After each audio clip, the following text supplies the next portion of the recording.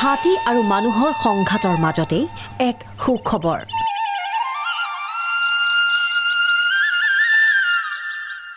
হাতী বন্ধুৰ প্ৰচেষ্টাত হস্তি প্ৰেমীৰ উৎকৃষ্ট নিদৰ্শন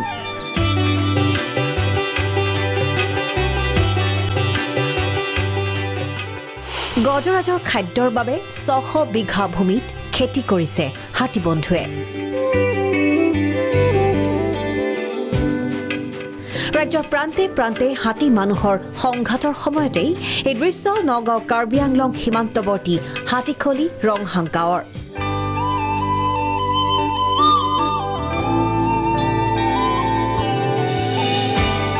বিগত বৰ্ষত প্ৰায় 200 বিঘা মাটিত বন্যহস্তীৰ বাবে খেতি কৰি সফল হোৱা বেচৰকাৰী সংস্থা হাতী বন্ধুৱে বন্যহস্তীৰ বাবে এইবাৰ 600 বিঘা ভূমিত আৰম্ভ কৰিছে খেতি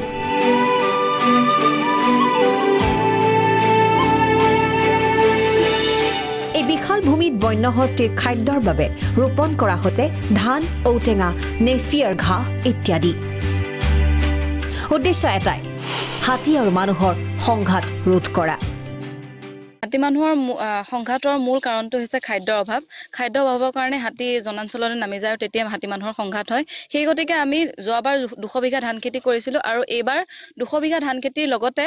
হাতী কৰিডৰতে আমি জাৰু খেতি নেপিয়াৰ গ্ৰাছ আৰু বেলেগ বেলেগ সেপলিংছ লগাইছো হাতীয়ে খোৱা উল্লেখ্য যে বিগত বছৰ 200 বিঘা ভূমিত বন্যহস্তীৰ বাবে খেতি কৰাৰ সময়ত পাহাৰৰ হাতীয়ে সেই খাদ্য খাই উপদ্ৰৱ চলোৱা নাছিল জনাঞ্চলত পৰিণতিত ভয়ামৰ ৰাইজে শান্তিৰে চপাব পাৰিছিল ধান খেতি ভৰাল ভাঙে পাঘৰ ভাঙে তাকে মানে হেৰি খাদ্য বস্তু বিচাৰি ফুৰে তেনেকা এতিয়াতো আমিতো আগত এনেকা অনুভৱটো কৰা নাই কৈছে এতিয়া মানে বহুত মানে ৰাইজে মানে ধান পাইছে আৰু এই চপাব পাৰিছে এবাৰ হাতী উপদ্ৰৱ কম হাতী মানুহৰ সংঘাত ৰোধৰ ক্ষেত্ৰত গুৱাহাটীৰ জ্যেষ্ঠ নাগৰিক প্ৰদীপ ভূঞাৰ পৃষ্ঠপোষকতাত প্ৰকৃতিপ্ৰেমী যুৱক বিনোদ দুলু বৰা আৰু তেওঁৰ সহধৰ্মিনীয়ে বিগত 3 মাহ গছৰ ফেৰেঙনিত সজা টঙিতেই বন্যহস্তীক সুৰক্ষা প্ৰদান কৰি আহিছে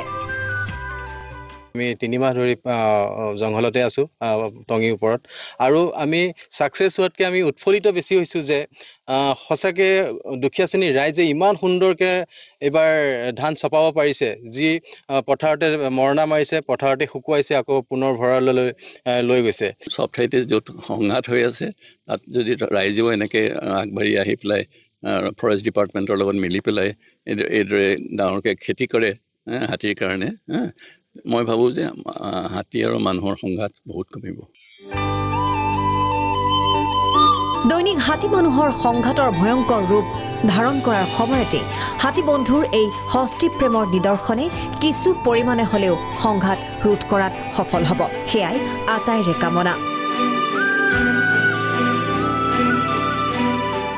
বৰহমপুৰৰ পৰা ঋতু নেওগ প্ৰাগ নিউজ